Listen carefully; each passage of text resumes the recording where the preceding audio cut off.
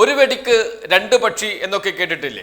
അങ്ങനെ ഒരു നീക്കമായിരുന്നു മുസ്ലിം ലീഗ് നടത്തിയത്. ആ നീക്കത്തിന് ഇപ്പോൾ ഒരു തടസ്സം വന്നു നിൽക്കുന്നുണ്ട്. തൊട്ട് മുന്നിൽ തന്നെയാണ് തടസ്സം. ഒരു പ്രതിസന്ധിയായി അത് മാറുമോ എന്ന ആശങ്ക ലീഗ് നേതാക്കൾക്കുണ്ട്. പ്രശ്നം മറ്റൊന്നുമല്ല, ലീഗിൻ്റെ രാജ്യസഭാ സീറ്റുമായി ബന്ധപ്പെട്ട് തന്നെയാണ്. രാജ്യസഭാ സീറ്റ് നേടിയെടുക്കുക എന്നത് തന്നെ ലീഗിനെ സംബന്ധിച്ച് വലിയൊരു ടാസ്കായിരുന്നു. കോൺഗ്രസിൽ വലിയ സമ്മർദ്ദം അതിനുവേണ്ടി ചെലുത്തേണ്ടി വന്നു.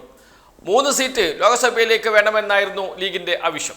അത് അംഗീകരിക്കണമെന്ന് കോൺഗ്രസിൻ്റെ മുതിർന്ന നേതാക്കൾ തന്നെ പറയുകയും ചെയ്തിരുന്നു. അങ്ങനെയാണ് 3 സീറ്റ് എന്ന ആവശ്യത്തോട് കോൺഗ്രസിന് പ്രതികരിക്കേണ്ടി വന്നത്. 3 സീറ്റ് എന്തായാലും നൽകാൻ കഴിയില്ല എന്നത് കോൺഗ്രസിന്റെ തീരുമാനമാണ്. അപ്പോൾ എങ്ങനെയാണ് ലീഗിനെ പിടിച്ചു നിർത്തുക? കോൺഗ്രസിനെയും മുസ്ലിം ലീഗിനെയും ബാധിക്കാതെ പ്രശ്നം തീർക്കുകയും വേണം.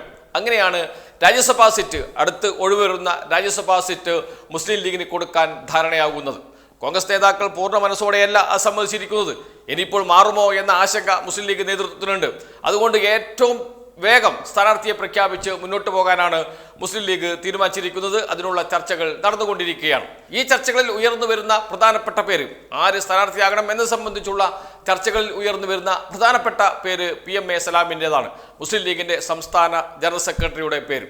മുസ്ലിം ലീഗിൻ്റെ സംസ്ഥാന ജനറൽ സെക്രട്ടറിയെ രാജ്യസഭയിലേക്ക് അയച്ചാൽ ഇവിടെ പകരം ഒരു ജനറൽ സെക്രട്ടറിയെ കണ്ടെത്തേണ്ടി വരുമോ എന്ന സംശയം മുസ്ലിം ലീഗിനുണ്ട്.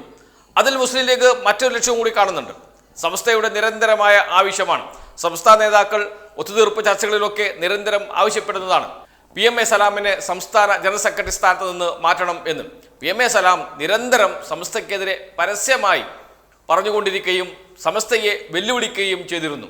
അതുകൊണ്ട് അത്തരം ഒരാളെ സംസ്ഥാന ജനറൽ സെക്രട്ടറിയാക്കി എങ്ങനെയാണ് മുസ്ലിം ലീഗുമായി സഹകരിക്കുക എന്നാണ് സംസ്ഥാന നേതാക്കൾ നിരന്തരം ചോദിച്ചുകൊണ്ടിരിക്കുന്നത്. അതുകൊണ്ട് അദ്ദേഹത്തെ എന്ന് വെച്ചാൽ PMA സലാമിനെ സംസ്ഥാന ജനറൽ സെക്രട്ടറി സ്ഥാനത്ത് നിന്ന് മാറ്റണം. അത് എന്തുകൊണ്ട് ലീഗ് പരിഗണിക്കുന്നില്ല എന്ന ചോദ്യം സമസ്ത പരസ്യമായി ഉന്നയിക്കുകയും ചെയ്തിരുന്നു. അങ്ങനെ സമസ്തയും മുസ്ലിം ലീഗും തമ്മിലുള്ള ഒത്തുതീർപ്പ് ചർച്ചകളിലെല്ലാം സമസ്ത ഉന്നയിക്കുന്ന പ്രശ്നവും ഇതുതന്നെയാണ്. അതുകൊണ്ട് സമസ്തയെ കൂടെ നിർത്താതെ ലീഗിന് കഴിയില്ല. ഇപ്പോഴത്തെ ഭിന്നിപ്പ് അത് മുന്നോട്ട് പോയാൽ നിയമസഭാ തെരഞ്ഞെടുപ്പ് വരുമ്പോൾ അത് വലിയ തിരിച്ചടിയാകുമെന്ന് ലീഗിന് നന്നായി അറിയാം, UDFനും നന്നായി അറിയാം. അതുകൊണ്ട് പ്രശ്നം രമ്യമായി പരിഹരിക്കണം. സമസ്തയുമായുള്ള തർക്കം തുടർന്ന് കൊണ്ടുപോകരുത്. അതിനുള്ള ഒരു ശ്രമം ഇതിനകം തന്നെ നടത്തി കഴിഞ്ഞു.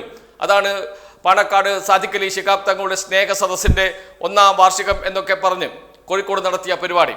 തെലങ്കാന മുഖ്യമന്ത്രിയെ തന്നെ, കോൺഗ്രസ് മുഖ്യമന്ത്രിയെ തന്നെ കൊണ്ടുവന്ന് ഉദ്ഘാടനം ചെയ്യിച്ച പരിപാടി.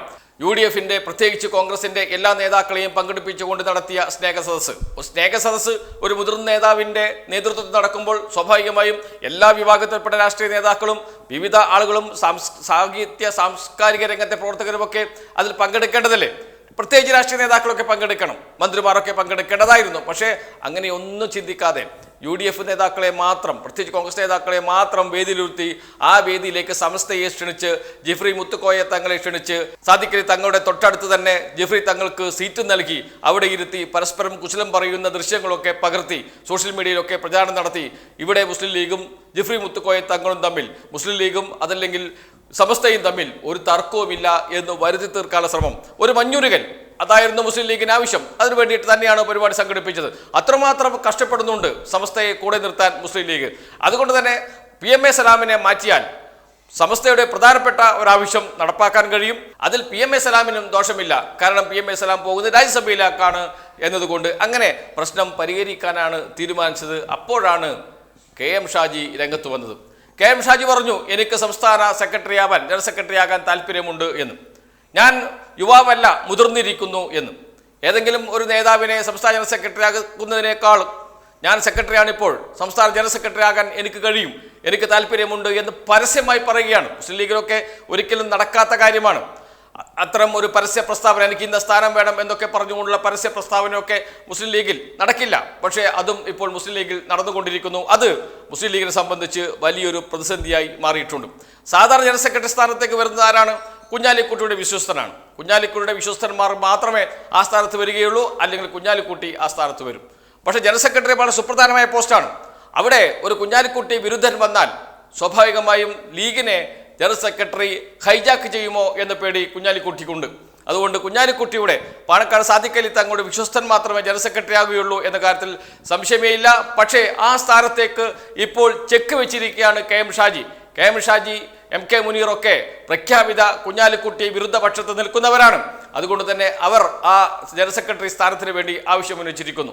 ഇപ്പോഴത്തെ PMA സലാം കുഞ്ഞാലിക്കുട്ടിക്ക് ഏറ്റവും വേണ്ടപ്പെട്ട ആളാണ്. കുഞ്ഞാലിക്കുട്ടിയോട് അടുത്ത ബന്ധം പുലർത്തുന്ന ആളാണ്. അതുകൊണ്ട് ജനറൽ സെക്രട്ടറിയെ PMA സലാമിനെ രാജ്യസഭയിലേക്ക് അയച്ചാൽ പകരം ആളെ വെക്കണമോ എന്ന ചർച്ച വരും. ആ ആവശ്യം ഇതിനകം തന്നെ ഉയർന്നു വരികയും ചെയ്തിട്ടുണ്ട്. അത് തടയാൻ കഴിയില്ല എന്നതുകൊണ്ട് PMA സലാമിനെ തൽക്കാലം രാജ്യസഭയിലേക്ക് അയക്കേണ്ട, യുവാവായ PK ഫിറോസിനെ പോലെയുള്ള നേതാക്കൾ പോകട്ടെ എന്ന് തീരുമാനിക്കുമോ എന്ന സംശയവുമുണ്ട്. അതല്ല, ജനറൽ സെക്രട്ടറിയായി തുടരട്ടെ, അതോടൊപ്പം തന്നെ രാജ്യസഭാംഗവുമാകട്ടെ എന്ന തീരുമാനത്തിലേക്ക് വരുമോ എന്നതും പ്രധാനപ്പെട്ട ഒരു കാര്യം തന്നെയാണ്. അപ്പോൾ സമസ്തയുമായുള്ള തർക്കം പരിഹരിക്കുന്നതിനുള്ള ഒരു നിർദ്ദേശം പാലിക്കപ്പെടാൻ കഴിയാതെ വരും. ഇങ്ങനെ ഒരു പ്രതിസന്ധിയിൽ നിന്ന് മറ്റൊരു പ്രതിസന്ധിയിലേക്ക് വീണുകൊണ്ടിരിക്കുന്നു മുസ്ലിം ലീഗ് എന്നതാണ് ഏറ്റവും പ്രധാനപ്പെട്ട വിഷയം. കാരണം സമസ്തയുമായുള്ള തർക്കം പരിഹരിക്കണം, അതിന് PMA സലാമിനെ മാറ്റണം. PMA സലാമിനെ ഏറ്റവും നല്ലൊരു സ്ഥാനം നൽകിക്കൊണ്ട് മാറ്റിയാൽ PMA സലാമിനും മുസ്ലിം ലീഗിനും അത് വലിയ നാണക്കേടാകില്ല, സമസ്തയുടെ പ്രശ്നം പരിഹരിക്കുകയും ചെയ്യാം. അപ്പോഴാണ് KM ഷാജി ഓടി വന്ന് ഇതാ ഞാനുണ്ട് ജനറൽ സെക്രട്ടറി സ്ഥാനത്തേക്ക് എന്ന് പറയുന്നത്. കുഞ്ഞാലിക്കുട്ടി വിരുദ്ധർ ജനറൽ സെക്രട്ടറി സ്ഥാനത്തിന് വേണ്ടിയുള്ള ശ്രമം ഇതിനകം തന്നെ ആരംഭിക്കുകയും ചെയ്തു. അത് മുസ്ലിം ലീഗിൽ ഒരു പ്രതിസന്ധിക്ക് ഇടയാക്കിയിട്ടുണ്ട് എന്ന കാര്യത്തിൽ സംശയമേ ഇല്ല. ഒരു പ്രതിസന്ധി ഒഴിയുമ്പോൾ മറ്റൊരു പ്രതിസന്ധി എന്ന നിലയിലേക്ക് ഇപ്പോൾ മുസ്ലിം ലീഗ് എത്തുന്നു. അത് എങ്ങനെ പരിഹരിക്കും എന്നതാണ് മുസ്ലിം ലീഗ് നേതാക്കളുടെ അടിയന്തര കർത്തവ്യം, അല്ലെങ്കിൽ അടിയന്തര ചിന്ത. അതിലേക്കാണ് കാര്യങ്ങൾ പോകുന്നതും. പ്രശ്നം രമ്യമായി പരിഹരിക്കപ്പെടും. ലീഗിൽ പ്രശ്നങ്ങൾ മറ്റു പൊട്ടിത്തെറിയിലേക്കൊന്നും നീങ്ങില്ല, അകത്തിങ്ങനെ പുകഞ്ഞുകൊണ്ടിരിക്കുമെന്നേ ഉള്ളൂ. പൊട്ടിത്തെറിയിലേക്ക് നീങ്ങാൻ പോകുന്ന ഒരവസ്ഥ മുസ്ലിം ലീഗിന് താങ്ങാനും കഴിയില്ല എന്നത് മറ്റൊരു കാര്യം. പക്ഷേ എല്ലാവർക്കും ആവശ്യമാണ് മുസ്ലിം ലീഗ് ഇങ്ങനെ തന്നെ തുടരണമെന്ന്. അതുകൊണ്ട് ഒരു പൊട്ടിത്തെറിയിലേക്കും ഒന്നും പോകില്ല. പക്ഷേ മുസ്ലിം ലീഗിനകത്ത് അത് പുകഞ്ഞുകൊണ്ടിരിക്കും. അത് മുസ്ലിം ലീഗ് നേതാക്കൾക്ക് ഒരു സ്വസ്ഥത കുറവ് ഉണ്ടാകും എന്ന കാര്യത്തിൽ സംശയമില്ല. ഏതായാലും ഒരു പ്രതിസന്ധി ഒഴിയുമ്പോൾ മറ്റൊരു പ്രതിസന്ധി, അത് എങ്ങനെ മുസ്ലിം ലീഗ് തരണം ചെയ്യും എന്നാണ് ഇപ്പോഴത്തെ പ്രശ്നം.